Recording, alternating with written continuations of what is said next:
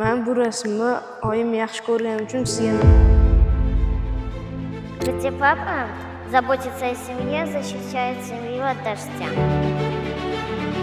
Bu rasmlarga qarab shunchaki o'tib ketish qiyin.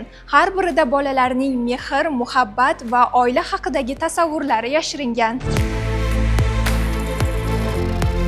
Mehr uchun vaqt toping shioriga amal qiluvchi Asl Baraka brendi Mehr nima bolalar ijodiy tanloviga yakun yasadi. Tanlovda 5 yoshdan 12 yoshgacha bo'lgan bolalar ishtirok etishdi. Tashkilotchilar kichik rassomlar tomonidan yuborilgan 233 ta ijodiy ishni qabul qilib, Mehr nima mavzusiga bag'ishlangan eng yaxshi 5 ta rasm egasi g'oliblikni qo'lga kiritdi. Bugungi taqdimotdan so'ng chizilgan rasmlar shunchaki unutilmaydi. Go'sht va kolbasa mahsulotlarini ishlab chiqaruvchi Asl Baraka brendi o'tkazgan tanlovning o'ziga xosligi ham ana shunda. Ya'ni bolajonlar chizgan rasmlar mazali go'sht va kolbasa mahsulotlari bilan millionlab xonadonlarga kirib, mehr ulashadi.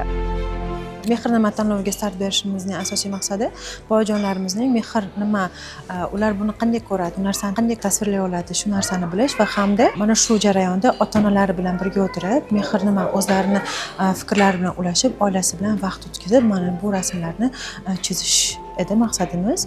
Marosim davomida g'oliblarga sertifikatlar, esdalik statuetkalari hamda layner dam olish maskanida oilaviy hordiq chiqarish uchun vaucherlar topshirildi. Ammo bu bilan Mehr nima loyihasi tugagani yo'q. Tanlov uchun maxsus mehernima.uz sayti tashkil etildi va bolajonlar yuborgan barcha ijodiy ishlar unga joylandi. Har bir ishtirokchi saytdan o'z ishini topishi va tanlovda qatnashganligi haqidagi elektron sertifikatni olishi mumkin bo'ladi. Bu bolalarning ijodga bo'lgan qiziqishini, o'ziga bo'lgan ishonchini oshiradi.